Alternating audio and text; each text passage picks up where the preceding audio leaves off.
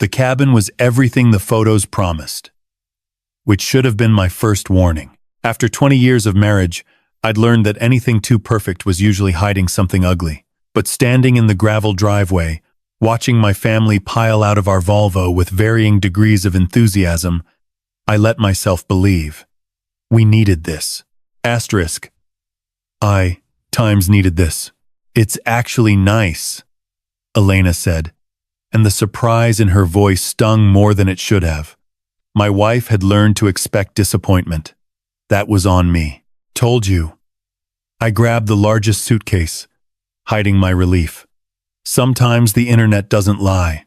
The cabin sat at the end of a winding dirt road, 3 miles from the nearest neighbor and a solid hour from the small town of Hollow Creek. 2 stories of rustic cedar and glass, with a wraparound porch that overlooked a forest so dense and green it looked painted. The Olympic Peninsula, in late October, we'd wanted isolation, and we'd found it. There's no cell signal, Jason announced, staring at his phone like it had personally betrayed him. At 17, my son existed primarily through screens.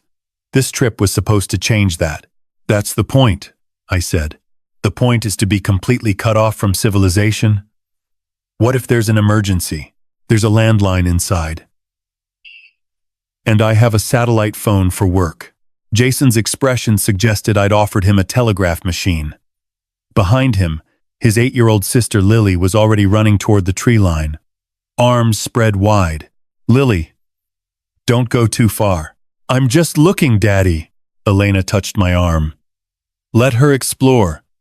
That's why we're here. Remember? Reconnecting with nature, with each other. Right.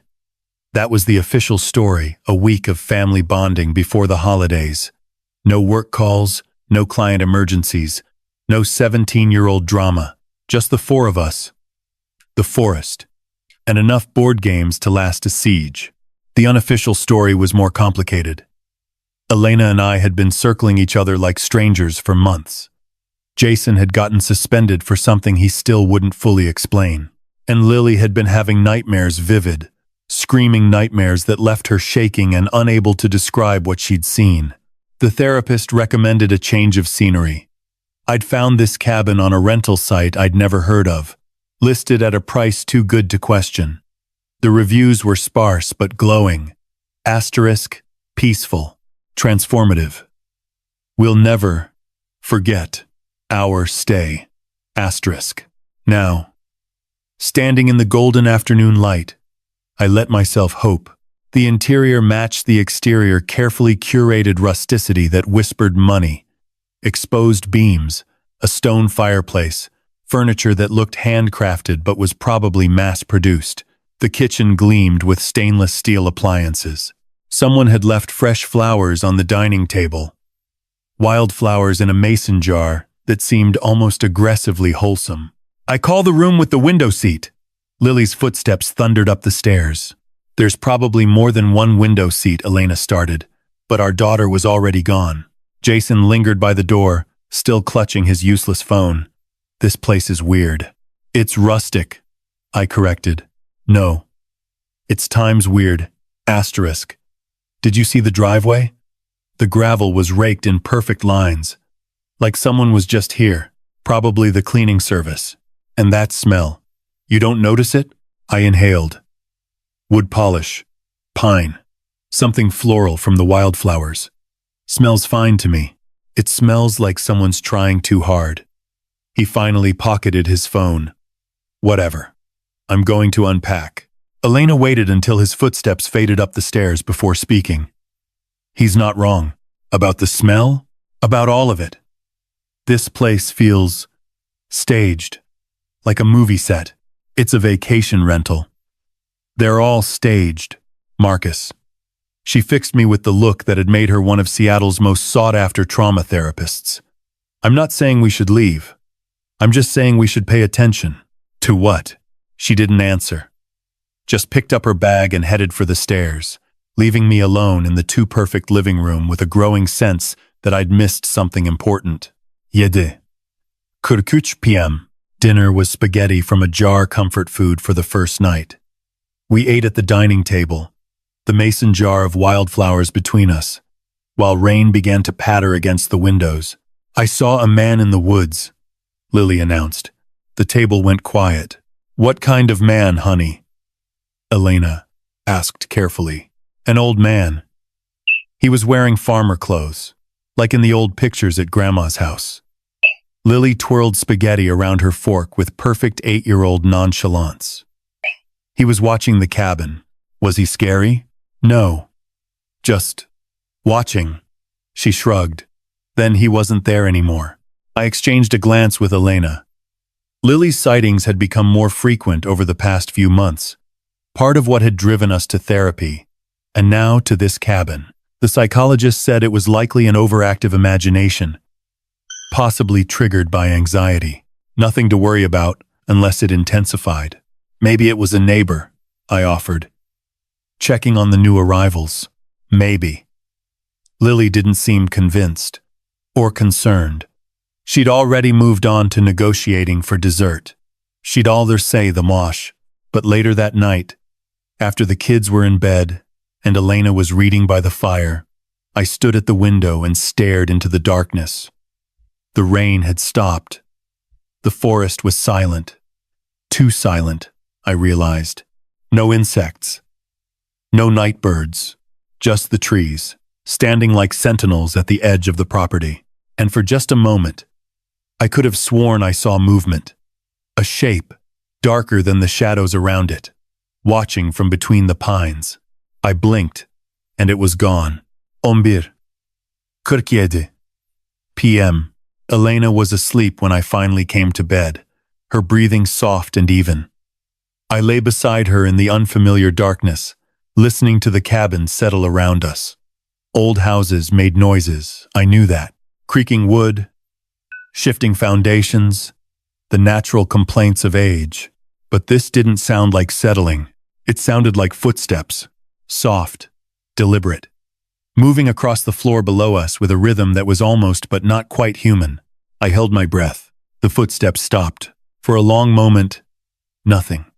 Just the pounding of my own heart, the warmth of Elena beside me, the absolute darkness of a house with no ambient light for miles. Then, faintly, I heard it. A sound that made no sense, that couldn't possibly be real. A whistle. 3 notes, low and melodic, like a half-remembered lullaby, coming from right outside our bedroom door. I sat up. "Marcus?"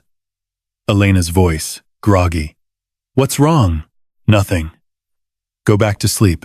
I slipped out of bed, my feet silent on the cold hardwood.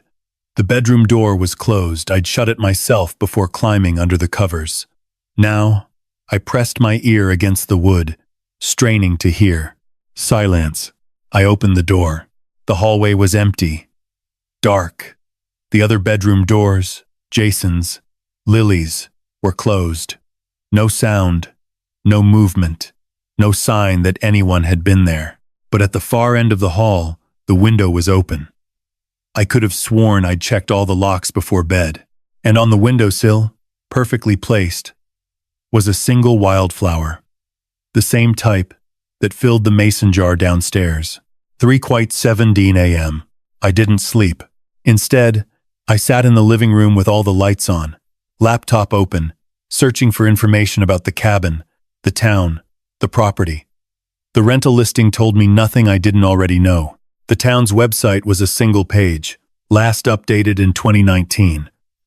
A few travel blogs mentioned Hollow Creek as charming and off the beaten path. But then I found the forums. Buried in a Reddit thread about haunted locations in Washington state, someone had mentioned Hollow Creek. The post was 3 years old. The user account deleted. Asterisk. Don't rent cabins there. Especially in October. My cousin's family went 5 years ago. They were supposed to stay a week. Never came home. Asterisk. Below it, another deleted comment. Asterisk. The town has a deal. That's all I'll say. A deal. Asterisk. I stared at the words until they blurred. Then I closed the laptop, checked all the doors and windows again, and sat in the recliner facing the front door with a fire poker across my lap. When dawn finally came, I told myself it had all been imagination. The footsteps, the whistle, the open window, sleep deprivation, and stress playing tricks. The forum posts were just internet nonsense, the kind of creepypasta that bred in dark corners of the web. We were fine. The cabin was fine. This trip would save my family. I almost believed it. I didn't tell Elena about the footsteps, or the whistle, or the hours I'd spent clutching a fire poker like some paranoid survivalist. When she came downstairs at 7 a.m., fresh-faced and smiling for the first time in weeks, I was making coffee and pretending I'd slept fine. "You're up early," she said. "Couldn't wait to start the day." The lie came easily. "I thought we could take that hike you mentioned. The waterfall trail." "Really?" Her surprise hurt. Had I become so predictable in my reluctance? That would be wonderful. Lily bounded down the stairs moments later, already dressed in clothes that didn't match. Jason followed 20 minutes after that, looking like he'd been dragged from a grave. Normal family morning, normal vacation. The rocking chair on the porch had been moved. I noticed it while loading our hiking gear. Yesterday, it had faced outward, toward the forest. Now it faced the window, angled perfectly, to watch whoever sat in the living room. Elena. I kept my voice casual. "Did you move the rocking chair?" She glanced over. "No." "Why?" "No reason. But I took a photo with my phone before we left. Just in case. ***. The waterfall trail. 10:34 a.m. ***. The hike was supposed to take 2 hours. A well-marked path through old-growth forest, ending at a 40-foot waterfall that the rental listing had described as magical.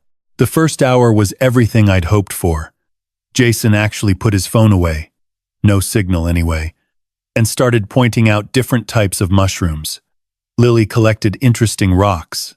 Elena walked beside me, our hands occasionally brushing, and for a few precious moments, I remembered why I'd married her. Then Lily stopped. "The man's back," she said. We all froze. I followed her gaze into the dense undergrowth to our left, but saw nothing. Just ferns and shadows and the endless columns of trees. "Where, honey?" "There." She pointed. "By the big tree, with the hole in it. He's wearing the same clothes. The hat, with the flat top." I saw the tree. She meant an ancient cedar with a dark hollow at its base. But no man. No movement at all. "I don't see anyone." "Sweetheart, he's waving now." Lily's voice was matter-of-fact. "He wants us to follow him." "We're not following anyone into the forest." Elena's therapist calm had slipped, revealing the fear beneath. "Lily, I need you to look at me." Our daughter turned. Her eyes were strange, focused on something beyond us, beyond the physical world we could see. "He says his name is Ezekiel. He says he's been waiting for a family like us." She tilted her head, listening to words none of us could hear. "He says the cabin chose us. That's enough." I stepped in front of Lily, blocking her view of the tree. "We're going back." But the waterfall, the hike back, was silent. Jason kept glancing over his shoulder. Elena held Lily's hand so tightly our daughter complained. And I couldn't shake the feeling that something was following us, just out of sight, just beyond the edge of perception. When we finally reached the cabin, the front door was open. I was certain I'd locked it. "Iki. Onya di PM.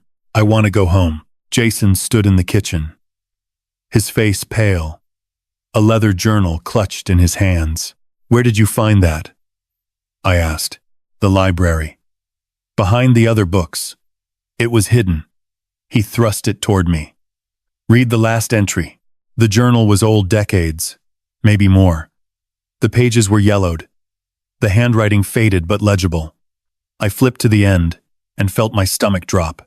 Asterisk. The 23rd of October 1987. Asterisk. Asterisk. They won't let us leave. The roads loop back on themselves. The car won't start. The phone lines are dead. Thomas saw them last night. Figures in the trees, watching, waiting. Asterisk. Asterisk. I found the hatch today, under the living room rug. It leads to a basement that isn't on any floor plan. I'm afraid to go down. Asterisk. Asterisk. If anyone finds this journal, please don't stay. Don't trust the town. Don't believe them when they say it's tradition. Asterisk. Asterisk. The cabin takes families. It's been taking them for over 100 years. Asterisk. Asterisk. God, help us. Asterisk. Asterisk. Margaret Morrison. Asterisk. The journal ended there. No more entries.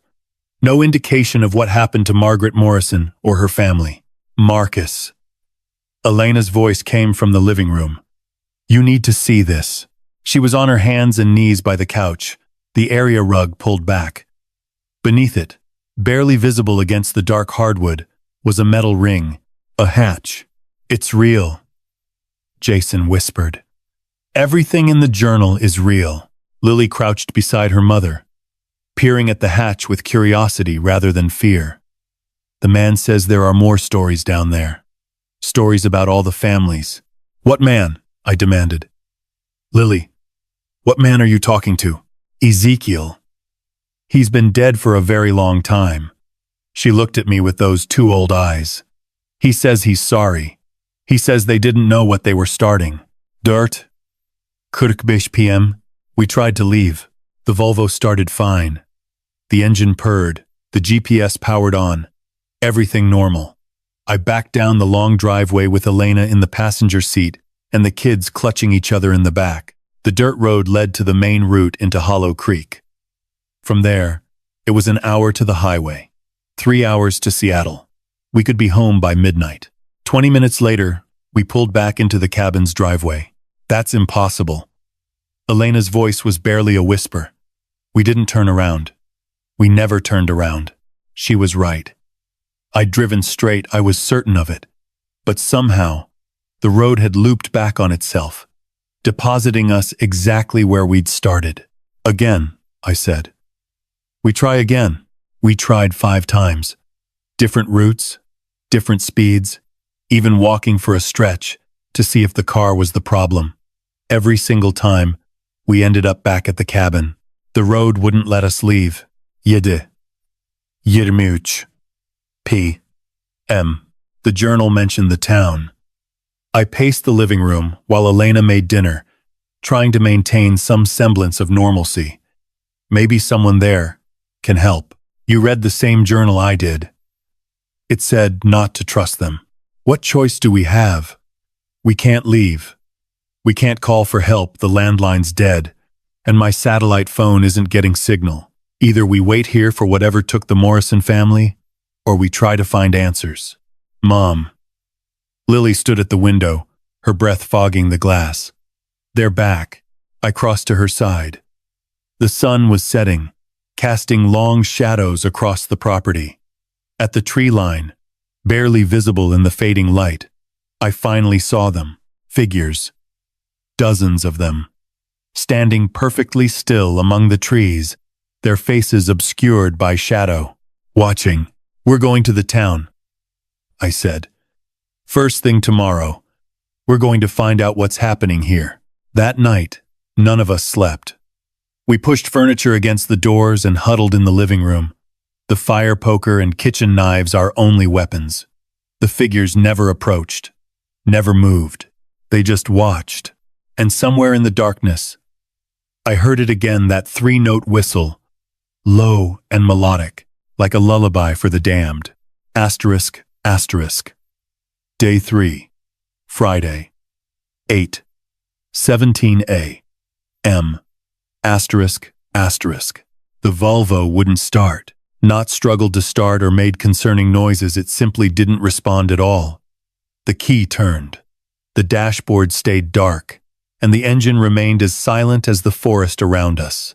I popped the hood and stared at components I didn't understand, pretending competence I didn't possess. Battery looks fine, I muttered. It was fine yesterday. Elena hugged herself against the morning chill. It started 5 times. Could be cold weather. Or Or someone disabled it while we were sleeping. We both knew which explanation was more likely. Dad. Jason's voice came from behind us, tight with controlled panic. You need to come inside. He'd found them while searching for flashlight batteries, 8 small devices. No bigger than coat buttons, hidden throughout the cabin. One in the living room, tucked behind a family photo that wasn't ours. One in the kitchen, disguised as a decorative screw on a cabinet. One in each bedroom, positioned to capture the beds. One in the bathroom. I tried not to think about that one too hard. Wireless cameras, Jason explained, his tech knowledge finally useful. Can you disable them? Already did. He held up a handful of the devices. But Dad, these aren't cheap. And they're new. Someone installed them recently. Someone who knew we were coming. The rental listing. The too good to be true price. The sparse but glowing reviews. We hadn't found this cabin. It had found us. 10 through 23 a.m. If we can't drive, we walk. I'd packed emergency supplies. Water, food, first aid, the fire poker. Elena had the satellite phone, still useless but worth keeping. Jason carried the dead cameras in a plastic bag evidence. If we ever found someone to show it to.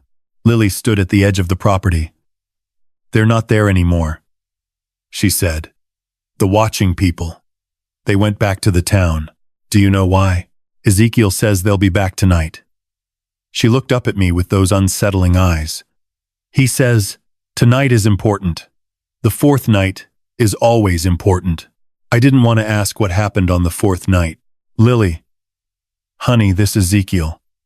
Is he good or bad? She considered the question with startling seriousness. He's sad. He did something bad a long time ago and now he's stuck. He says the town made a deal and he was part of it, and now nobody can leave, not even him. What kind of deal? But Lily just shook her head. He won't tell me that part. He's scared. A dead man. Scared. Wonderful. 11:33 a.m. The walk to town should have taken an hour. It took 15 minutes. One moment we were deep in forest. The next we were standing at the edge of Hollow Creek's main street, like we'd stepped through an invisible door. The transition was so abrupt that Elena stumbled, and I had to catch her arm. That's not possible, Jason said. We barely walked a mile, but the town was real. Solid. Utterly normal looking. A single main street lined with small businesses. A general store, a diner, a hardware shop, a building marked sheriff's office. People moved along the sidewalks, not many, but enough to suggest a functioning community. They glanced our way with expressions I couldn't quite read. Curiosity? Anticipation? Hunger. We need to find someone in charge, I said. The sheriff, maybe. Someone who can explain what's happening. Marcus. Elena gripped my arm. They know. What? Look at their faces. They're not surprised to see us. They were times expecting times us. She was right. Every person we passed offered the same small smile, the same knowing nod. Like we were guests arriving at a party thrown in our honor. A party we hadn't been invited to. Asterisk, asterisk. Hollow Creek Sheriff's Office. 12:07 p.m. Asterisk, asterisk. Sheriff Thomas Whitmore was a solid man in his late 50s, with the weathered face of someone who'd spent decades outdoors and the tired eyes of someone who'd seen too much. He listened to my story, the cabin, the cameras, the trapped roads, the figures in the trees with an expression of careful neutrality. The Morrison Journal, he said when I finished. Where did you find it? My son found it in the library. Hidden. Behind other books. And you read it? The whole thing? The last entry. At least. Whitmore sighed. He reached into his desk drawer and pulled out a bottle of whiskey and 2 glasses. He poured without asking if I wanted one. The Morrisons came in October of '87, he said. Family of 4, just like yours. Rented the cabin for a week. They were. He paused, searching for words. They were the 8th. The 8th what? The 8th family. He drained his glass. Since 1847, a family has come to Hollow Creek every October. They rent the cabin. They stay for 7 days. And on the 7th night, he didn't finish. What happens on the 7th night? Whitmore met my eyes, and I saw something there I hadn't expected. Shame. They disappear, he said. All of them. No bodies, no evidence, no explanation. Just gone. And the town. He refilled his glass with shaking hands. The town prospers. Crops grow. Businesses thrive. Children are healthy. Elders live long. As long as the pattern continues, Hollow Creek survives. You're telling me this town sacrifices families for what? Good luck? I'm telling you what I know, Mr. Carter. What everyone in this town knows, even if we don't talk about it. There's something in those woods. Something old. Something hungry. Our ancestors made a deal with it. Back when this was still frontier territory. They didn't understand what they were promising. But a deal's a deal. I stood so fast my chair fell over. We're not going to be part of your insane ritual. We're getting out of here. Even if we have to walk to Seattle, you can't. Whitmore's voice was flat. No one ever has. The roads won't let you. The forest won't let you. And on the 7th night, whatever's in those woods comes to collect. Then we'll fight it. The Hendricks family tried that. In 2023. They were prepared guns, supplies, barricades. They lasted until midnight. He pulled a photo from his desk and slid it across to me. This is all we found. The photo showed the cabin's living room, pristine except for a single detail. A child's shoe, sitting in the center of the floor. Nothing else. No blood, no struggle, no sign of the family at all. Just the shoe. 12. 47 p.m. I found Elena and the kids at the diner across the street. They were sitting in a booth, untouched plates of food in front of them, while a grandmotherly woman hovered nearby with a coffee pot and a smile that didn't reach her eyes. We need to go, I said. Go where? Elena's voice was hollow. The nice lady was just explaining how the roads work, how no one's ever made it past the town limits in October. There has to be a way. There's always a way. There is. The grandmotherly woman, her name tag read Doris, refilled Elena's untouched coffee. But you won't like it. Tell me, the deal was made with blood. It can only be broken with blood. She set down the coffee pot. Not yours, though. That's not how it works. The blood that sealed the pact, that's what needs to flow. Founding family blood. The founding families are still here. Whitmore, Hendricks, Morrison, Palmer, Chen. We've been here since the beginning. Our ancestors made the deal, and we've been paying for it ever since. Doris's smile finally cracked, revealing genuine anguish. You think we want this? You think any of us chose to be prison guards for a monster? Then help us stop it. We can't. The deal binds us too. We can't interfere. Can't warn families away. Can't do anything but smile and pretend everything's normal while people die every October. Tears ran down her weathered cheeks. But there is someone who might help. Someone who's been waiting for a family strong enough to break the cycle. Her name is Martha. She lives at the edge of town, in the old Whitmore house. She's the oldest person in Hollow Creek, older than anyone has a right to be. Doris leaned closer, and she remembers how the deal was made. Every terrible detail. Asterisk, asterisk, 3:17 p.m. The old Whitmore house. Asterisk, asterisk. Martha was ancient. Not elderly times ancient asterisk. Her skin was paper thin, her eyes milky with cataracts, her hands gnarled like tree roots. She sat in a wheelchair by a window that overlooked the forest, wrapped in blankets despite the warmth of the fire. But when she spoke, her voice was strong. I was there when they made the deal. October 31st, 1847. I was 6 years old. She turned toward us, though I doubted she could see. My mother was Sarah Whitmore. She was beautiful and kind, and she trusted the wrong people. 1,847? Elena's math was faster than mine. That would make you 183 years old, give or take. Martha's laugh was dry as dead leaves. The deal has side effects. The town thrives, but some of us linger, unable to die, unable to leave, watching the same horror repeat. Year after year. What happened to your mother?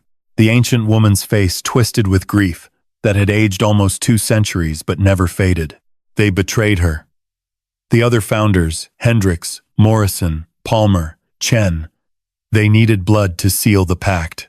Whitmore blood, specifically, because my father was the one who found the hollow, who woke it up. She gripped the arms of her wheelchair. They promised my mother protection for her daughters. Instead, they took us, fed us to that thing. I was the only one who survived, and only because the ritual needed a witness. I don't understand. If your mother died, she didn't die. Not exactly. Martha pointed out the window, toward the forest. She's still out there. Part of the hollow now. Part of the deal. Her blood sealed it. Her soul maintains it. And she's been screaming for release ever since. Lily stepped forward, her small hand reaching for Martha's gnarled one. The sad lady.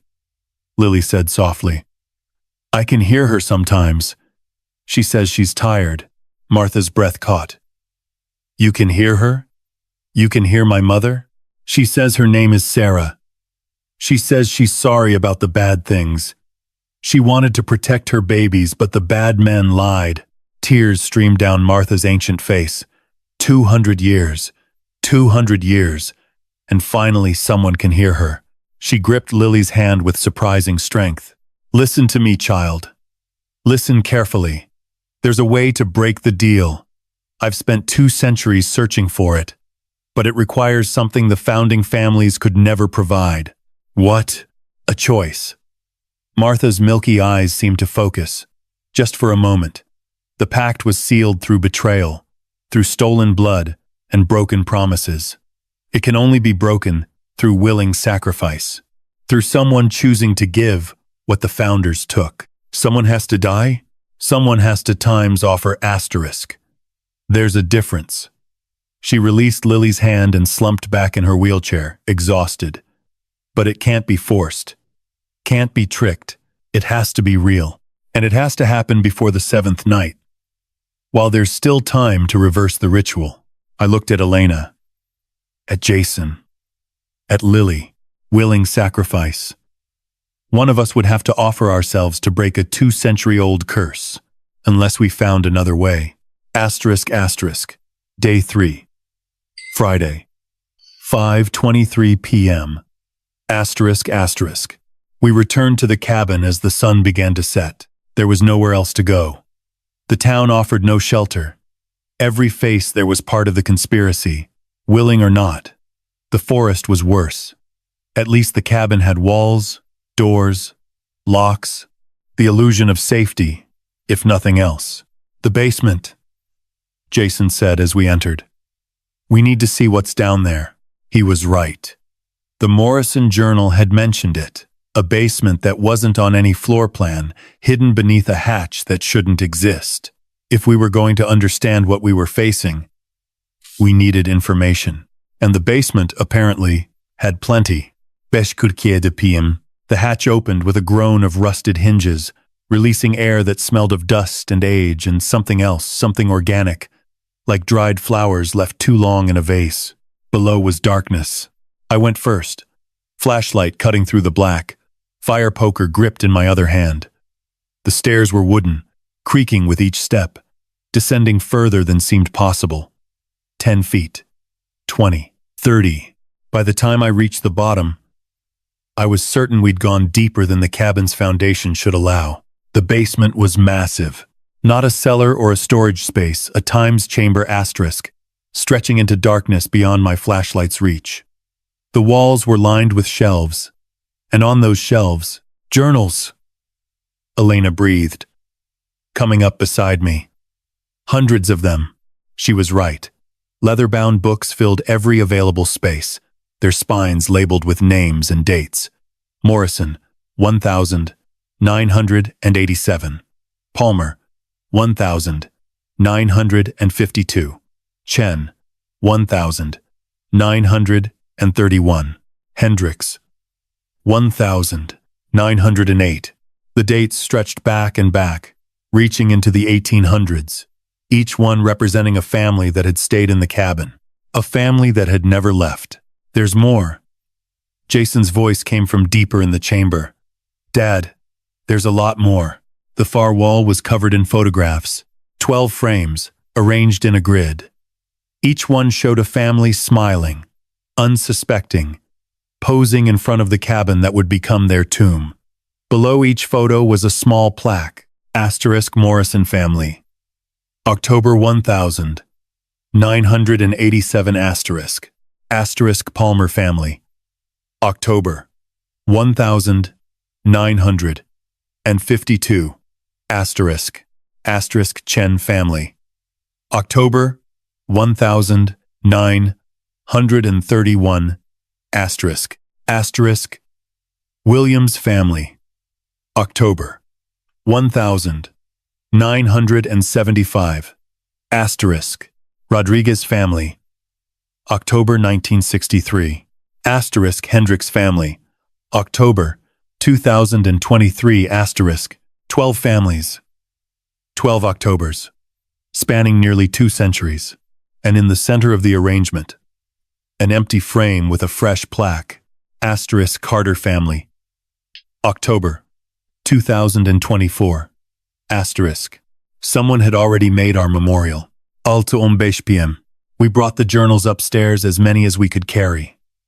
If we were going to fight this thing, we needed to understand it. Every family before us had left records. Maybe one of them had found something useful. Lily sat by the fire, unusually quiet, while the rest of us divided up the reading. Elena took the oldest journals, hoping to find information about the original pact. Jason focused on recent years, the Hendricks family from 2023. I grabbed random selections from the middle, looking for patterns. The stories were heartbreakingly similar. Every family arrived in late October, drawn by a rental listing that seemed too good to be true. Every family noticed something wrong within the first few days: strange sounds, impossible geography, the feeling of being watched. Every family tried to leave and failed, but the details varied.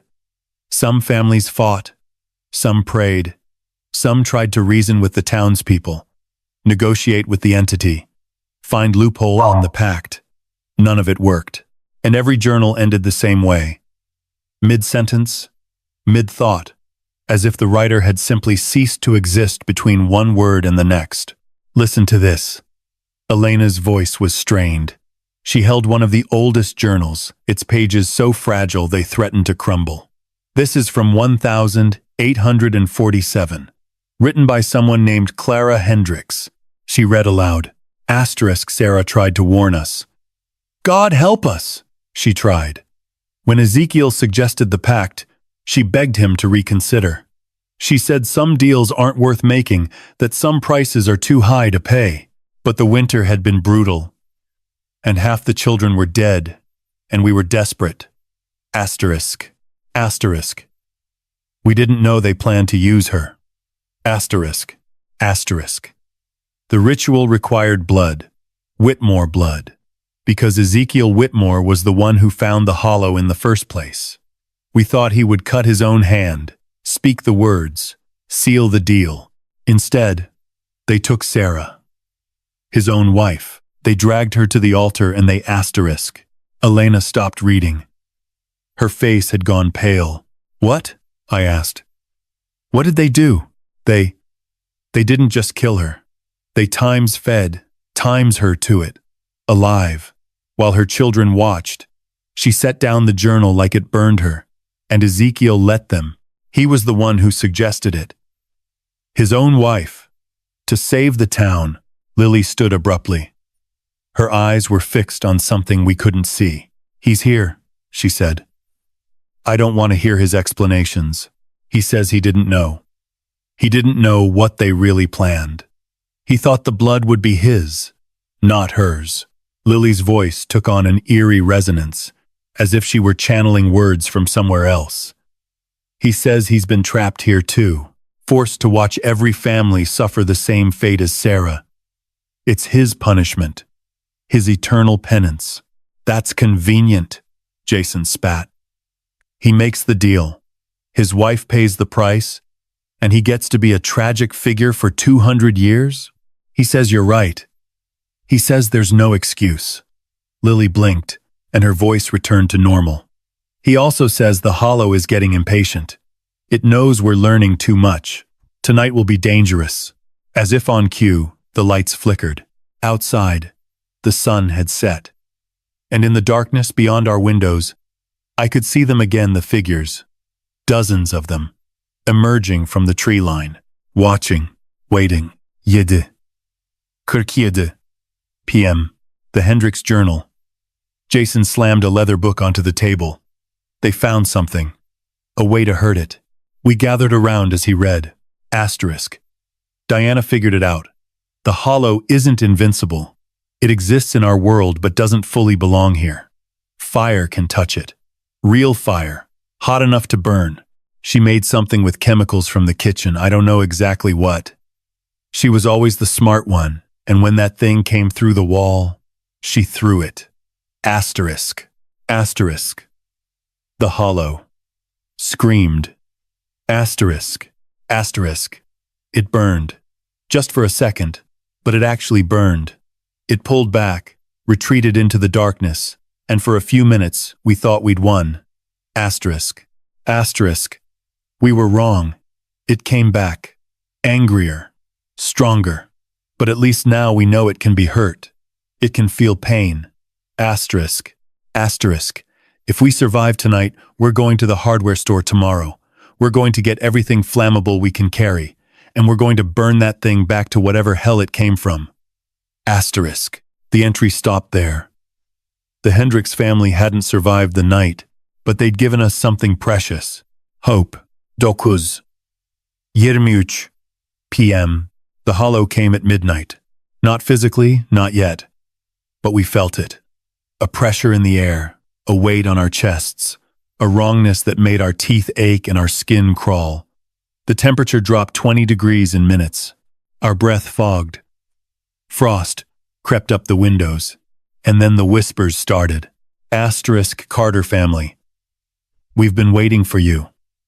Asterisk. The voice came from everywhere and nowhere inside the walls, inside our heads, inside the spaces between heartbeats. Asterisk. So many families. So many years. But you're special, aren't you? The little one can hear us. The mother has the blood. And the father. The father wants so badly to save them all. Asterisk. Stay together, I ordered. Whatever it says, whatever it shows, you stay together. Asterisk. We've been hungry for so long. So very, very hungry. The town feeds us crumbs, but a family. A whole family. That's a feast. Asterisk. The lights went out. In the sudden darkness, I heard Lily scream. Asterisk, asterisk. Day 4. Saturday. 3:17 a.m. Asterisk, asterisk. Lily's scream cut through the darkness like a blade. I lunged toward the sound, fire poker raised, and collided with something solid.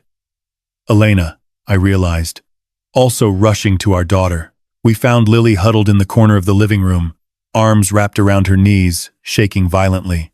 It showed me, she whispered. It showed me what happens, what it does to families. Don't look. Elena wrapped our daughter in her arms. Whatever it showed you, it's not real.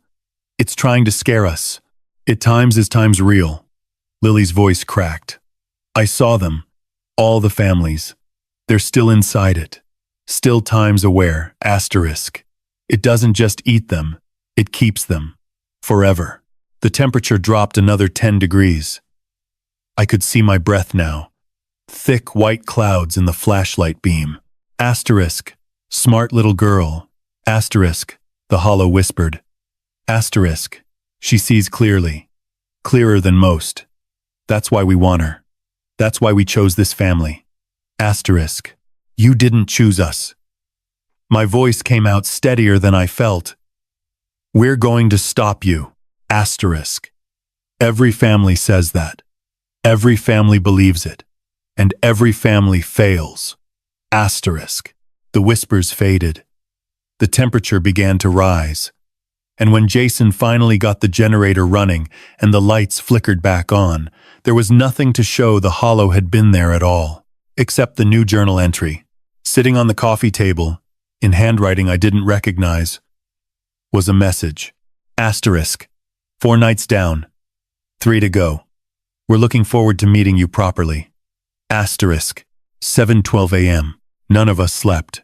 We spent the remaining hours of darkness reading more journals, searching for anything useful. Elena cataloged what we knew about the pack's origins.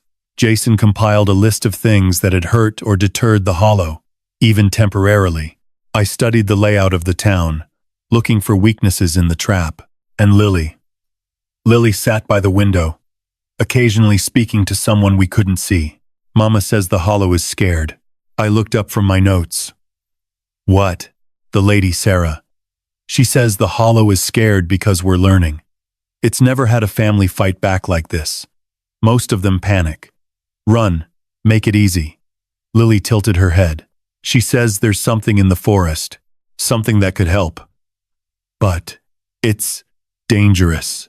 More dangerous than an immortal hunger entity? Different. Dangerous. Lily frowned, concentrating. It's in the altar, where they made the deal. There's something written there, the words they spoke. If we could find it, maybe we could. Unsay them? A reversal ritual. I think so.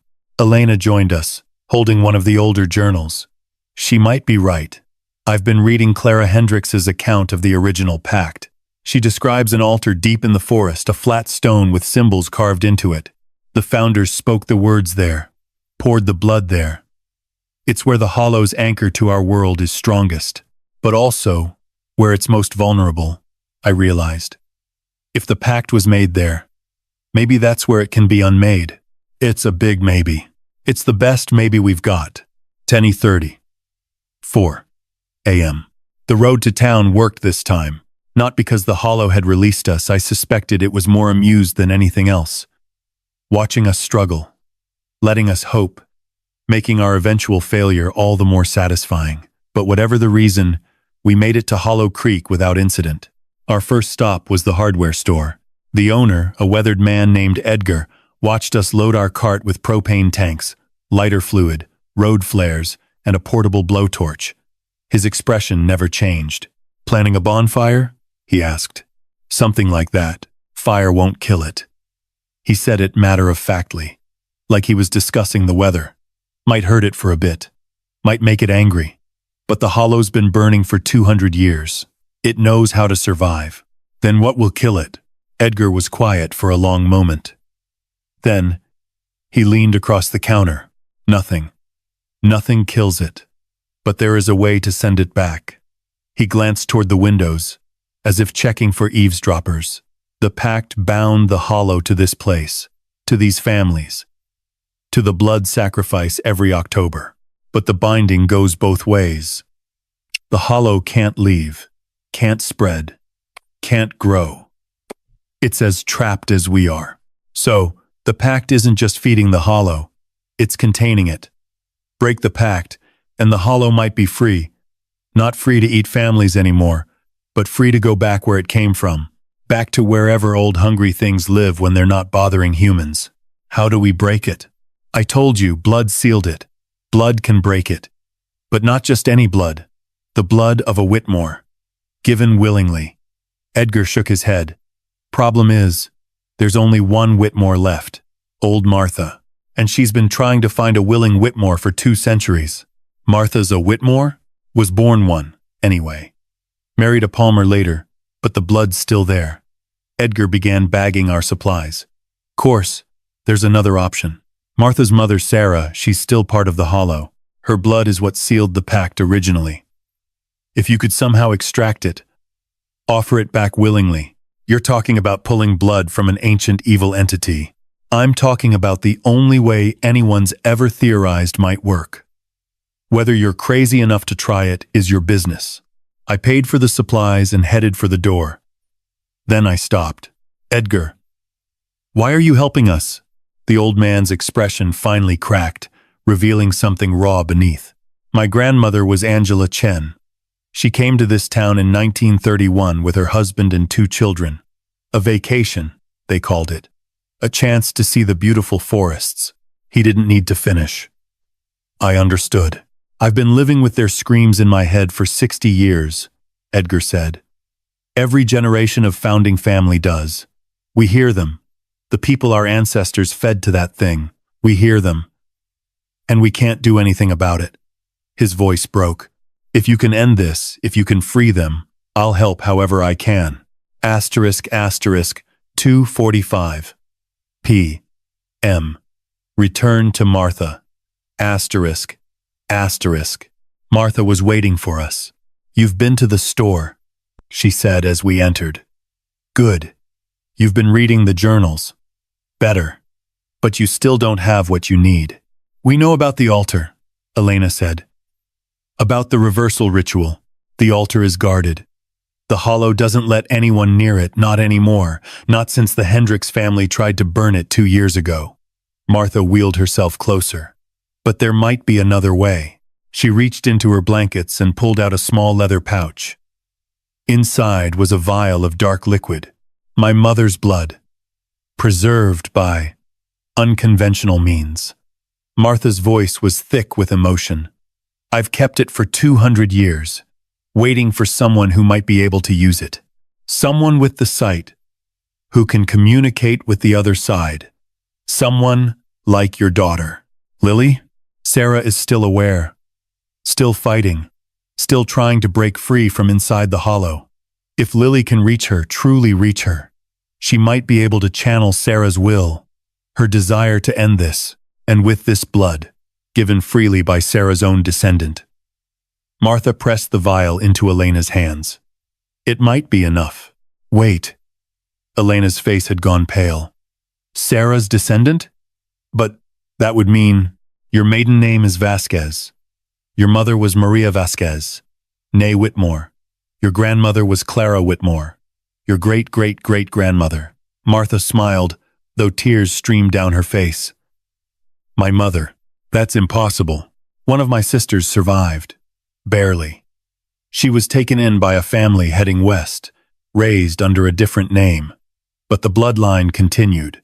Generations later, it produced you. Martha gripped Elena's hand. Don't you see? This isn't coincidence.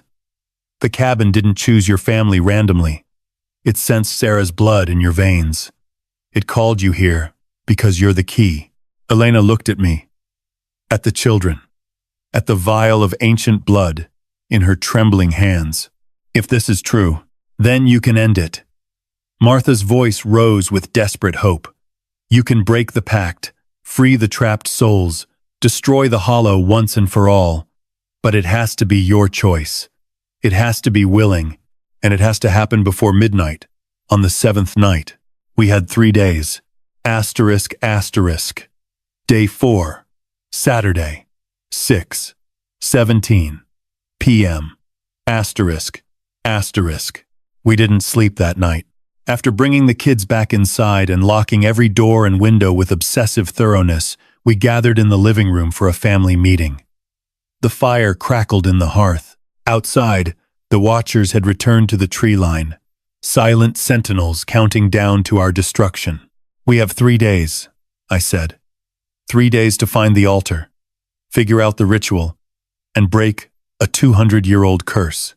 Any ideas? The journals mention the altar's location. Elena spread several yellowed pages across the coffee table. It's about 2 miles into the forest, in a clearing that shouldn't exist. The founders called it the Hollow's Heart, and the Hollow guards it. During the day, apparently, it's weaker. The entity is bound to darkness. It can manifest during daylight, but not as strongly. Our best chance is a daytime approach. Then we go tomorrow. First light. Dad. Jason's voice was quiet but firm. What happens if it doesn't work? I looked at my son, really looked at him. Maybe for the first time in months. He'd grown up so much in just a few days. The sullen teenager who'd complained about cell service seemed like a different person entirely. Then we try something else, and if nothing works, then we keep fighting until the last second. Because that's what Carters do. It wasn't much of a promise. But it was all I had. Asterisk, asterisk. Day 5. Sunday, 6 a.m. Asterisk, asterisk. Dawn came gray and cold. The forest shrouded in mist that seemed almost deliberate. We'd prepared everything the night before. Backpacks loaded with fire-making supplies. The vial of Sarah's blood secured around Elena's neck. The fire poker and kitchen knives distributed among us. We looked like a family of desperate lunatics. We probably were. Remember the plan, I said as we stepped onto the porch. We reach the altar. Elena performs the ritual. We get out. If the hollow manifests, we use the fire to drive it back. Jason and I handle defense. Elena and Lily handle the spiritual side. And if things go wrong? Jason asked. We improvise. The forest swallowed us within minutes. The mist grew thicker, the trees closer together, the path such as it was increasingly difficult to follow. Sounds seemed muffled, distant. Even our footsteps were absorbed by the carpet of dead leaves. But Lily led the way without hesitation. Sarah's showing me, she explained when I asked. She knows the path. She walked it 1,000 times, before the bad thing happened. We walked for what felt like hours but was probably only 40 minutes. The mist began to thin, the trees spread apart, and suddenly, without warning, we emerged into a clearing. The altar was exactly as the journals described. A flat stone, roughly circular, maybe 10 feet across. Its surface was covered in carved symbols, spirals and lines and shapes that hurt to look at directly. At its center was a dark stain that could only be blood. Ancient, but still visible. And standing around the altar's edge, translucent in the morning light, were figures. The families. All 12 of them. Morrison, Palmer, Chen, Rodriguez, Williams, Hendricks. Men and women and children. Their faces frozen in expressions of eternal torment. Asterisk. Not just torment. Asterisk. I realized with growing horror. Asterisk. Awareness. Asterisk. They saw us. They knew we were there. And in their ghostly eyes, I saw something that might have been hope. They waltz again. 2203 Thay. Elena. Lily's voice had taken on that resonant quality again. Mama says, you need to step onto the stone. Just you. My wife looked at me. I saw the fear in her eyes, but also determination. This was why we were here. This was the only way. I'll be right here. I promised. If anything goes wrong, use the fire. I know. She kissed me, soft and quick. I love you. I love you too. Elena stepped onto the altar. The effect was immediate. The carved symbols began to glow, faint at first, then brighter. The ghostly figures drew closer, forming a circle around the stone. And somewhere, deep in the forest, something roared. The hollow was awake. 2003-5. Elena stood at the center of the altar, the vial of Sarah's blood clutched in her hands. The glowing symbols cast strange shadows across her face, making her look both ancient and ageless. Sarah Whitmore, she called, her voice steady despite everything. I am Elena Carter, your descendant. I carry your blood in my veins and your legacy in my heart. I ask you, I times beg times you help us end this. For a moment, nothing happened. Then one of the ghostly figures stepped forward. She was young, younger than I expected, with dark hair and eyes that held centuries of suffering. Sarah Whitmore, preserved in spectral form, trapped between life and death for 200 years. My child, she whispered, and her voice echoed strangely, as if coming from very far away. You came. After all this time, you finally came. I didn't know, Elena said, tears streaming down her face. I didn't know until yesterday. If I'd known, you couldn't have known. I made sure of that.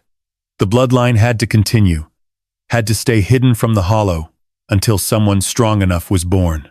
Sarah reached out, her translucent hand passing through Elena's cheek. I can feel it. Then tell me what to do. Tell me how to break the pact. Sarah's expression shifted to anguish. The pact can be broken, but the price, I don't care about the price. Just tell me. The binding was sealed with my blood, taken by force. It can be unsealed with my blood, given freely. But my blood is part of the hollow now. To retrieve it, someone must enter the entity, must journey to its heart, must face its hunger, and resist. Then I'll do it. You don't understand. The hollow doesn't just consume bodies. It consumes times, souls, asterisk. If you enter and fail, you won't die, you'll become part of it. Forever, like the families. Like me. The roaring in the forest grew louder. Trees at the edge of the clearing began to sway, though there was no wind. It's coming, Jason warned, moving to stand beside me. Dad, it's coming fast. Sarah's form flickered. There's no more time to explain. The ritual must begin now. Elena, take the blood from the vial. Mix it with blood from your own palm. Speak the words of unbinding, and when the hollow manifests, you must let it take you. What? Trust me. Sarah's voice was urgent, desperate. Trust your daughter. Trust the blood that connects us all. The hollow cannot digest what was never meant to be consumed. My blood, freely given through you, it will poison the entity from within. But only if you go willingly. Only if you choose. The darkness at the edge of the clearing began to coalesce. Shapes formed, twisted, hungry, wrong. The hollow had arrived. Asterisk, asterisk. Day 5. Sunday, 7:38 a.m. Asterisk, asterisk. The hollow emerged from the forest like a living nightmare. It had no fixed form, or rather, it had too many forms, shifting and flowing like smoke made solid. Faces appeared in its darkness, the faces of the consumed, screaming silently, then dissolved back into the mass. Tendrils reached toward us. Testing. Tasting the air. Asterisk Carters. Asterisk, it said. And its voice was everything terrible compressed into sound. Asterisk. You came to our heart. You brought us what we need. Asterisk. I raised the propane torch, lit it with shaking hands. Stay back. Asterisk, fire. Every family tries fire. Asterisk. The hollow seemed almost amused. Asterisk. It hurts. We won't lie. But the pain is educational. It reminds us why we hunger. Asterisk. Elena, do it now. My wife moved with sudden purpose.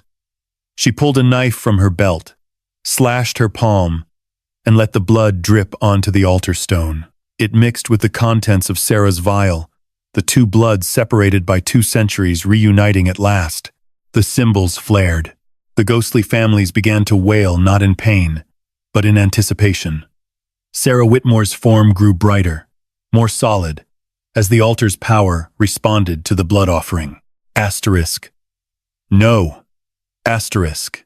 The hollow's voice lost its amusement. Asterisk. What are you doing? Stop! Asterisk. Elena. Sarah's spirit called out. The words. Speak the words. Elena opened her mouth, and Latin phrases poured out, words she'd memorized from the journals. Words written 200 years ago by founders who thought they were sealing their prosperity. Now, spoken backward. A key to unlock the prison. A key to unleash the cage. The hollow screamed and lunged. 2041. I threw myself between the entity and my wife. The propane torch caught the leading edge of the hollow's mass, and for one glorious second, it burned. The entity recoiled, its form dissipating where flame touched shadow. I pressed the advantage, sweeping the torch in wide arcs, creating a barrier of fire. "Keep going," I shouted. "Don't stop." Jason was beside me suddenly. Road flares lit in both hands, adding to the wall of flame. The altar was transforming. The symbols weren't just glowing anymore. They were lifting off the stone, floating in the air around Elena like a cage of light. Sarah's spirit had merged with the formation. Her form stretched and distorted, but somehow still present. And the other spirits, the consumed families, were rising too. Asterisk. This isn't possible. Asterisk. The Hollow's voice had changed. Less powerful, more desperate. Asterisk. The pact is eternal. The binding is complete. Asterisk. The binding was never complete, Sarah answered, her voice resonating through the clearing. A pact sealed in betrayal is a pact built on lies. And lies, eventually, are always exposed. The cage of light began to spin, faster and faster. Elena stood at its center, eyes closed, lips still moving through the ancient words. Blood dripped from her palm onto the altar, each drop causing another symbol to detach and join the spinning formation. "Lily," I called. "What's happening?" My daughter stood at the edge of the altar, her small hand pressed against the stone. Her eyes were glowing, actually glowing, with the same light as the symbols. "Mama's talking to the Hollow," she said, her voice eerily calm. "She's showing it what it forgot." What did it forget? What it was before. Before the hunger. Before the founders woke it up. Lily smiled, and for a moment, she looked impossibly old. It used to be something else. Something that protected the forest, instead of consuming it. The founders' ritual broke it, twisted it, made it what it is now. The Hollow's form shifted again. For just an instant, I saw something beneath the horror, a shape of light, buried under layers of darkness and madness. "Asterisk. No. Asterisk," it whispered. "Asterisk. We don't want to remember. We don't want to go back. Asterisk. You don't have a choice," Sarah said. "The blood breaks the binding. The blood frees the consumed. And the blood times my times blood, given willingly this time heals the wound." The cage of light exploded outward. 2,570 aim. I don't know how to describe what happened next. The light swept through the clearing like a wave, passing through trees and earth and air. Where it touched the Hollow, the entity's darkness burned away, not destroyed, but times transformed. Asterisk. The screaming faces within its form grew peaceful, then faded. And the spirits of the consumed families, all 12 of them, all 47 people, rose from the altar in a column of silver light. They were smiling. Morrison, Palmer, Chen, Rodriguez, Williams, Hendricks. Names that had been curse words became something else. Names of the freed. Names of the redeemed. Sarah Whitmore rose highest of all, her form now radiant with released energy. "Thank you," she said, and her voice was everywhere. "What?" Elena asked, tears streaming down her face. "Peace." The column of light shot upward, piercing the morning sky. And the spirits were gone, all of them, free at last. 8 the den dies a.m. The Hollow was gone too. Not destroyed, I understood that now. Returned. Sent back to whatever it had been, before human greed and desperation twisted it into a monster. The forest felt different, already lighter, cleaner, as if a 2-century infection had finally been cured. Elena collapsed the moment the last of the light faded. I caught her, lowered her gently to the ground. She was breathing, pulse steady, but unconscious. "Mom?" Jason's voice cracked with fear. She's okay. She's just exhausted." The ritual took a lot out of her. Lily knelt beside her mother, small hand pressed to Elena's forehead. "She's dreaming. Good dreams. Sarah's showing her things. Good things." "Like what?" "Like what happens next." Lily looked up at me, her eyes no longer glowing but somehow still changed. "The town's going to wake up now. All the people who were part of the pact, they're going to remember everything. everything they allowed. That doesn't sound like a good thing. It's not good or bad. It's just true. Lily stood, took my hand. We should go back. People are going to need help. We carried Elena between us, Jason and I taking turns. Lily leading the way through a forest that no longer tried to trap us. The path to the cabin was straightforward now, just an ordinary trail through ordinary woods. The nightmare was over. The aftermath was about to begin. Asterisk, asterisk. Day 5. Sunday, 11:34 a.m. Asterisk, asterisk. Elena woke as we reached the cabin. The visions, she gasped, sitting up so suddenly she nearly knocked Jason off his feet. I saw everything. Sarah showed me the whole history, the original pact, the betrayal, the 177 years of suffering. And what? And what's about to happen to the town? We helped her inside, settled her on the couch with water and blankets. The color was returning to her face, but her eyes held something new, a weight of knowledge that hadn't been there before. The townspeople, she said. They were bound too. The pact didn't just feed the Hollow, it controlled everyone in Hollow Creek, made them complicit, made them forget just enough to function, but not enough to rebel. Now that the binding is broken, they remember. I finished. Everything. Every family. Every death. Every time they smiled at victims and served them coffee and knew what was coming. Elena shuddered. Some of them are going to break. Some of them already have. As if on cue, we heard sirens in the distance. Multiple sirens, converging on the town. Oniki.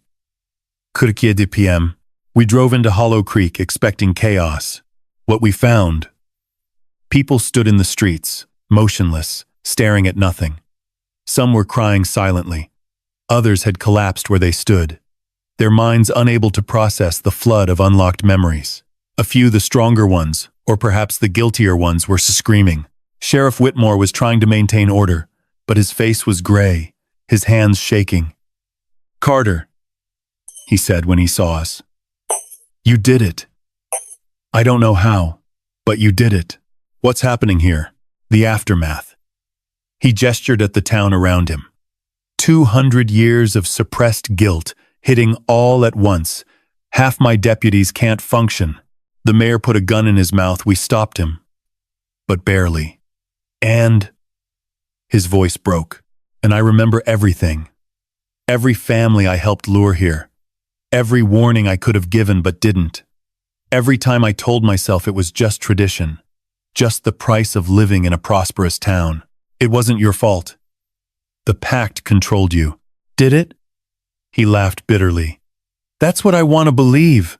But Sarah's memories, God, we all have them now. Pieces of what she experienced, they show it differently. The pact influenced us, yes. Made it easier to ignore, to forget. But we still had choices. Moments when we could have fought back, could have tried something, could have done something. And we didn't. I didn't have an answer for that. The moral complexities of supernatural coercion weren't something I was equipped to debate. What happens now? Elena asked. Now? Whitmore looked at the town, his town, the place he'd served and protected and helped feed to a monster for 31 years. Now we figure out how to live with what we've done. Or we don't. Asterisk. Asterisk. 3:17 p.m. Old Martha. Asterisk. Asterisk. We found Martha in her house, still in her wheelchair, but transformed. The ancient woman we'd met just days ago was Time's young asterisk. Not young, perhaps 60 or 70, but decades had fallen away from her face. Her eyes were clear, her hands steady, her posture straight. The pact kept me alive, she explained.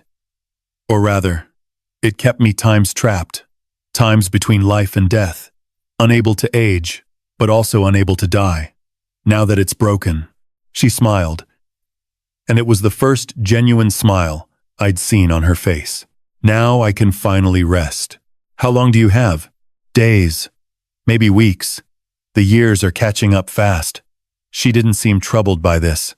If anything, She seemed relieved. 203 years is a long time to watch the same horror repeat. I'm ready for it to be over. Elena knelt beside the old woman's wheelchair. Your mother, Sarah, she wanted me to give you a message. Martha's eyes filled with tears. What message? She said she's proud of you. That she always knew you'd find a way. And that she'll be waiting when you're ready to join her. The sob that escaped Martha was 2 centuries of grief finally released. Elena held her as she wept. This ancient woman who had been a little girl watching her mother die, who had spent lifetimes searching for redemption. Thank you, Martha whispered when the tears finally subsided. Thank you for everything. Asterisk. Asterisk. Day 5. Sunday. 7:47 p.m. Asterisk. Asterisk. The sun set on a changed world. We stayed in Hollow Creek that night not by choice, but necessity. Elena was still recovering from the ritual, and I wanted to make sure the town was stable before we left. Sheriff Whitmore had organized a kind of crisis response, partnering with the townspeople who were functional to monitor those who weren't. The cabin felt different now. The oppressive atmosphere was gone, replaced by something almost peaceful. Just an ordinary vacation rental, sitting at the edge of an ordinary forest. Do you think it's really over? Jason asked. We were on the porch, watching stars emerge in a sky no longer choked by supernatural fog. The hollow is gone. The pact is broken. The families are free.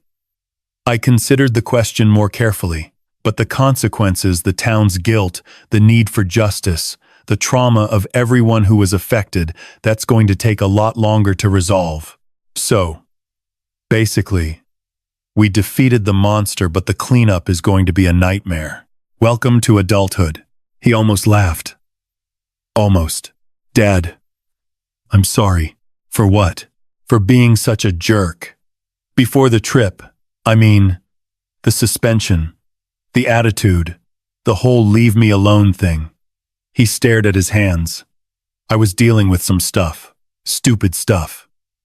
Compared to all this. But I took it out on you and Mom instead of talking about it. What kind of stuff? Identity stuff. Friend stuff. Who am I? And where do I fit in stuff? He shrugged. Seems kind of ridiculous now. Worrying about whether I belong at my school when we almost got eaten by an ancient evil. It's not ridiculous. I put my arm around his shoulders, something I hadn't done in years. Your problems are valid, even if they're smaller than supernatural murder cults. And for what it's worth, I'm sorry too. I got so wrapped up in work, in trying to provide, that I forgot to actually be present. That's on me. Maybe we could both do better. After this, I'd like that. We sat in comfortable silence, father and son, watching the stars and not needing to fill the quiet with words. Ombir, kırk de PM. Elena joined me in bed, her body warm against mine in the darkness. Lily's finally asleep, she said. The connection to Sarah, is it gone? Faded. She still has some sensitivity, but it's more like intuition now, less like channeling spirits. Elena was quiet for a moment. I've been thinking about Martha, about what she said that Sarah chose us, that the bloodline was protected specifically so someone could eventually break the pact. You think it's true? I think some things are bigger than coincidence. We needed a family vacation. You found a cabin you'd never normally book. We happened to be descendants of the one person who could end a 2-century-old curse. She nestled closer. If that's not fate, it's the most elaborate series of accidents in history. Does it matter? Fate or accident? No. I suppose it doesn't. She kissed my shoulder. Either way, we survived. Our family survived. And we helped a lot of people find peace. A lot of dead people. They were still people. They still deserved peace. She yawned. We should sleep. Tomorrow's going to be complicated. She was right. Of course. Tomorrow we'd have to deal with practical matters. The police. The questions. The inevitable investigation into a town that had apparently been murdering families for 200 years. Tomorrow would be the beginning of a long, difficult process. But tonight, we slept peacefully for the first time since we'd arrived. Asterisk, asterisk. Day 6. Monday, 8:17 a.m. Asterisk, asterisk. We woke to find Sheriff Whitmore on our porch, hat in hand, looking like he'd aged another decade overnight. "State police are coming," he said. "I called them last night. Told them. Well, I told them we had information about a series of historical disappearances.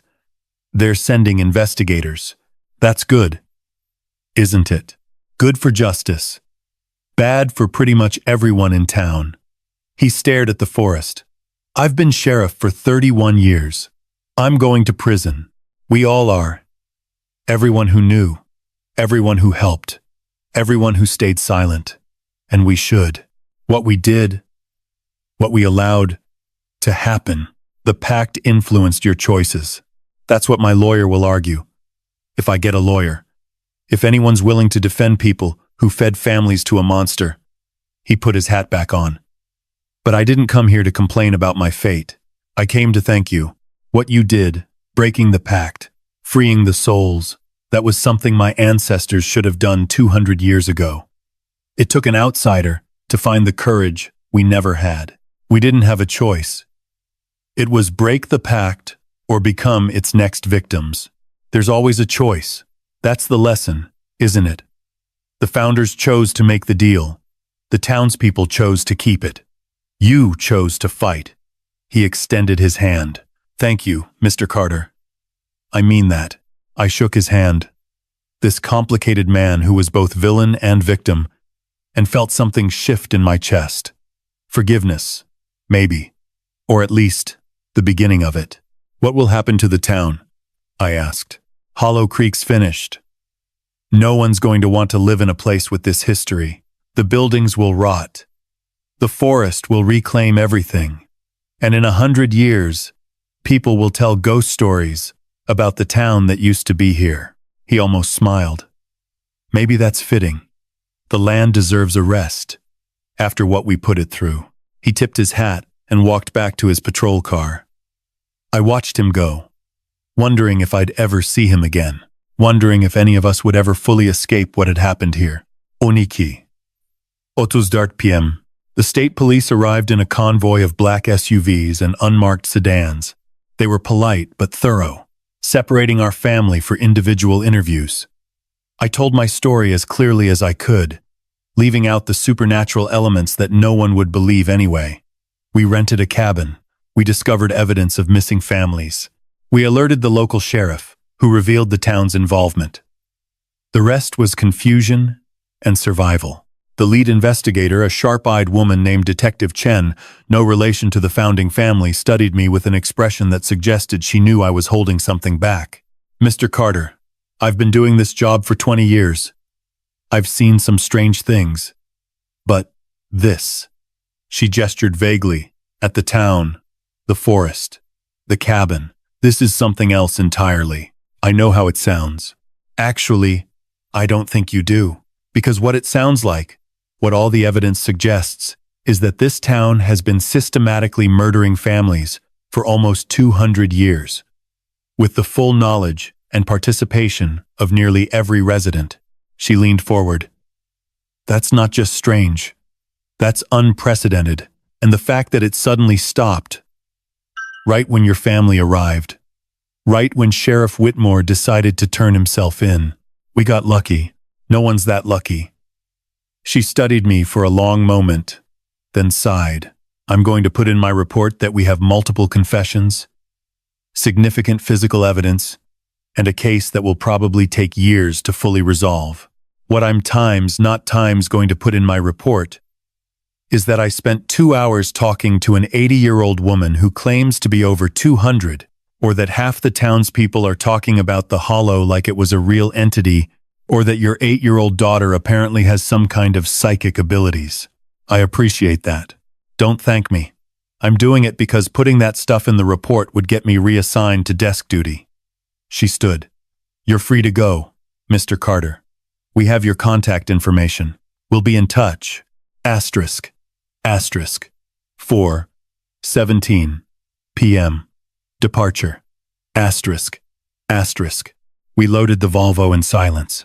The cabin stood behind us, just a building now, stripped of malevolence and mystery. The journals and cameras and evidence had been seized by the state police. The hatch to the basement was sealed with police tape. Soon, investigators would catalog everything, piece together the full horror of what had happened here. We wouldn't be around to see it. Everyone ready? I asked. Lily was already in the back seat, coloring book open, remarkably unbothered by the past week's events. Jason nodded from the passenger seat, phone finally showing signal again, probably already texting friends about his crazy vacation. Elena took my hand. One more thing, she said. We walked together to the tree line not far, just to the edge where forest met clearing. The trees stood silent, ordinary, no longer watching with hungry intent. Thank you, Elena said quietly. Not to me, to the forest itself, or whatever remained of Sarah within it. For protecting us, for trusting us, for finally being free. A breeze moved through the pines, gentle, warm, carrying the scent of growing things. If I listened carefully, I could almost imagine it sounded like a sigh of relief. Or maybe that was just wishful thinking. We drove away from the cabin at 4:32 p.m. on a Monday afternoon. The roads didn't loop. The forest didn't grab. We reached the highway in 1 hour flat, and Seattle 3 hours after that. The nightmare was over. But the dreams, good dreams, finally were just beginning. Asterisk. Asterisk. 6 months later, April 15th. Asterisk. Asterisk. The cherry blossoms were blooming in Seattle. I stood at the kitchen window, coffee in hand, watching pink petals drift across our backyard like gentle snow. The morning light caught Elena's small herb garden a new addition. Something she'd started after we returned. Grounding work, she called it. A way to stay connected to the earth without the earth trying to kill us. Dad, have you seen my laptop charger?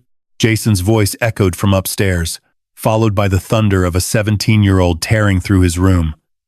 Some things never changed. Check the living room, I called back. You were doing homework on the couch last night. A pause. Then, found it. Thanks. I smiled into my coffee. 6 months ago, my son barely spoke to me. Now we had actual conversations about school, about his plans for college, about what happened in Hollow Creek.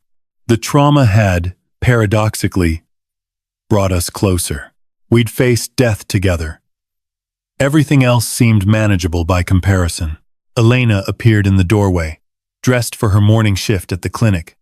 She'd gone back to work 2 months after we returned. Modified schedule, reduced caseload, with her own therapist on speed dial. The nightmares had faded for both of us, though they never fully disappeared. You're thinking about it again, she said. Not an accusation, just observation. Hard not to. Today's, the sentencing. She nodded, crossing to stand beside me. I saw. It's all over the news. The Hollow Creek case had become a national sensation. It started with Whitmore's confessions going viral, 43 people admitting to complicity in what journalists quickly dubbed America's longest-running serial murder conspiracy. The FBI investigation that followed uncovered everything. The journals, the burial sites, the financial records showing how the town had profited from its dark secret for nearly 2 centuries. 31 bodies were recovered. 31 families finally got closure. The legal proceedings were complicated. How do you prosecute a supernatural pact? You don't. Obviously, the courts dealt in evidence, not entities. But the human elements were clear enough. Conspiracy, obstruction of justice, accessory after the fact. The oldest perpetrators were dead. The youngest had been children when the worst crimes occurred. In the end, 14 people faced charges. He could have run, Elena said quietly. Could have destroyed the evidence, blamed everything on mass hysteria. That's not who he is. No, it's not. Whitmore had pleaded guilty to multiple counts of obstruction and conspiracy. His cooperation, the confessions, the evidence, the victim identifications had earned him a reduced sentence recommendation, but he'd still spend years in prison. He'd accepted it with the same stoic resolve he'd shown that night in the clearing. Asterisk, I helped maintain a system that killed innocent people. Asterisk, he'd said in his final statement. Asterisk, the reasons don't matter. The compulsion doesn't matter. I had a choice, even if it didn't feel like one, and I chose wrong. This is the consequence. Asterisk, asterisk, asterisk, Lily's gift. Asterisk, asterisk. Mommy says breakfast is ready. I turned to find Lily in the doorway, still in her pajamas, hair a tangled mess. At 8 years old, she'd shot up 2 inches since October and lost another baby tooth. Normal kid stuff. Except, Lily. Honey, Mommy's right here. Lily blinked, looked at Elena, then back at some point over my shoulder. Not that Mommy. The other one. Elena and I exchanged glances. This happened sometimes, Lily seeing or hearing things that weren't there. Or rather, things that weren't there times for us, asterisk. What does the other Mommy look like? Elena asked carefully. Lily scrunched her face, concentrating. She has dark hair like you, and she's wearing an old dress, like in the pictures at great-grandma's house. A pause. She says she's glad we're happy, and that she's resting now. Sarah, even after 6 months, even 3,000 miles away, the connection lingered. Tell her thank you, Elena said softly, and that we're glad she's resting too. Lily nodded solemnly, then brightened. She's gone now. Can I have pancakes? Just like that, the supernatural became mundane. Another morning in the Carter household. Pancakes it is, I said. Asterisk, asterisk. The documentary. Asterisk, asterisk. We ate breakfast with the news playing in the background, a habit we'd developed, keeping track of the Hollow Creek coverage. Today's segment featured footage from the upcoming documentary. Asterisk, The Hollow. America's Hidden Horror. Asterisk. The filmmakers approached us again, Elena mentioned, cutting Lily's pancakes into smaller pieces. They want a final interview. All 4 of us. What did you tell them? That I'd discuss it with you. I watched the screen archival photos of the missing families, aerial shots of the now abandoned town, interviews with survivors and investigators. Our faces had been kept out of it so far. At our request, we were listed only as the family who broke the pact. Jason? I asked. What do you think? My son looked up from his phone. He'd been following the sentencing updates in real time. I think people should know the whole story, not just the scary parts. The part about regular people choosing to do the right thing, even when it costs them everything. That's very mature of you. He shrugged. I've been writing about it. For my college essay. Some friend and sevend, the mensive dacid him. Your college essay is about supernatural murder cults? My college essay is about moral courage in impossible situations. He almost smiled. He wasn't wrong. Asterisk. Asterisk. The memorial. Asterisk. Asterisk. That afternoon, we gathered around the laptop for a live stream from Hollow Creek.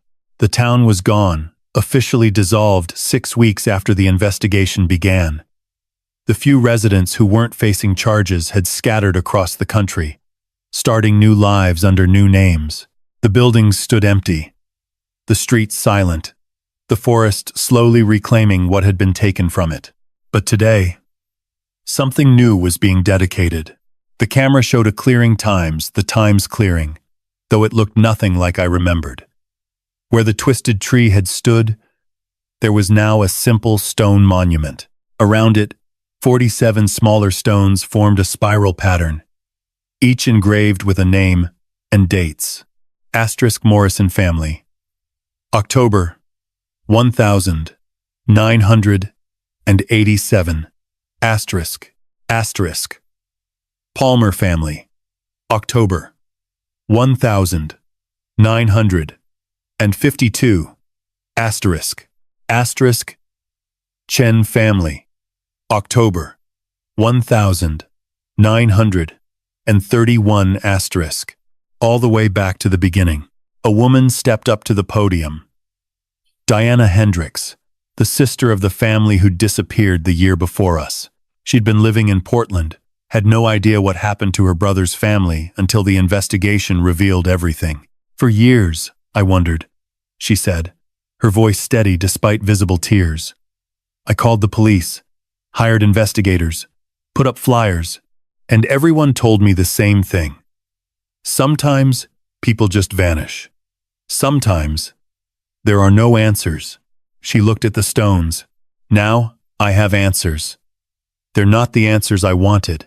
They're not answers that bring my brother back, or his wife, or my niece and nephew. But they're the truth. And the truth matters. Asterisk. Asterisk. Evening. The backyard. Asterisk. Asterisk. After dinner, I found myself in the backyard, staring at the sky.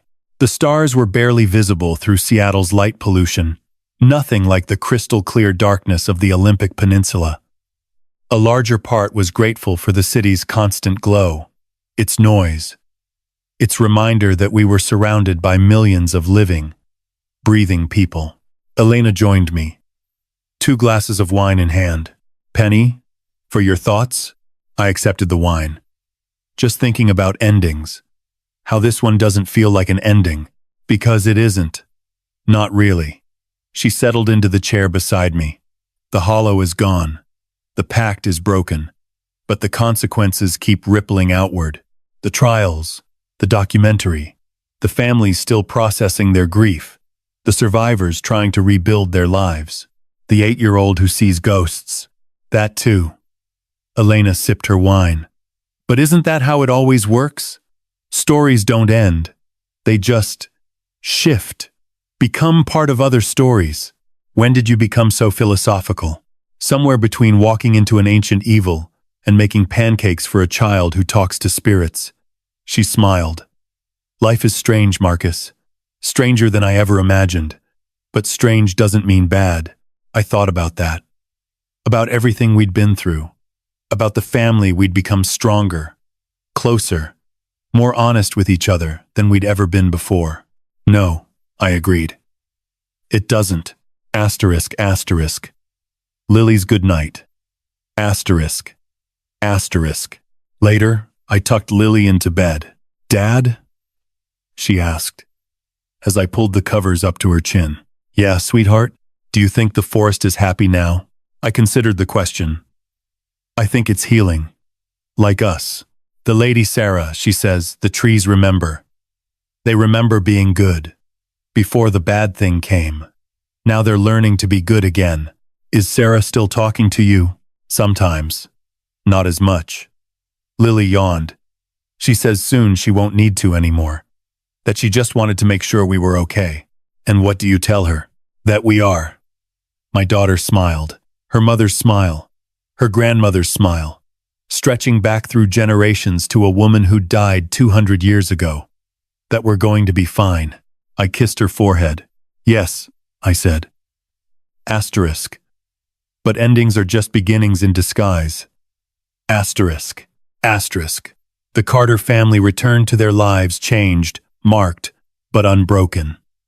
Elena continued her practice, eventually specializing in trauma survivors with unusual experiences. Jason went to college, studied folklore and psychology, wrote a thesis on the intersection of community trauma and supernatural belief. Lily grew up with her gift, learning to control it, help others, and occasionally solve cold cases that baffled conventional investigators. Asterisk. Asterisk. The Hollow Creek Memorial became a place of pilgrimage for families of the victims, for researchers, for the simply curious. The forest recovered, became a protected wilderness area, a place of beauty rather than fear. Asterisk. Asterisk. And somewhere, in a realm beyond human understanding, Sarah Whitmore finally rested, her daughters beside her, her vigil complete. Asterisk. Asterisk. The cycle was broken. Asterisk. Asterisk.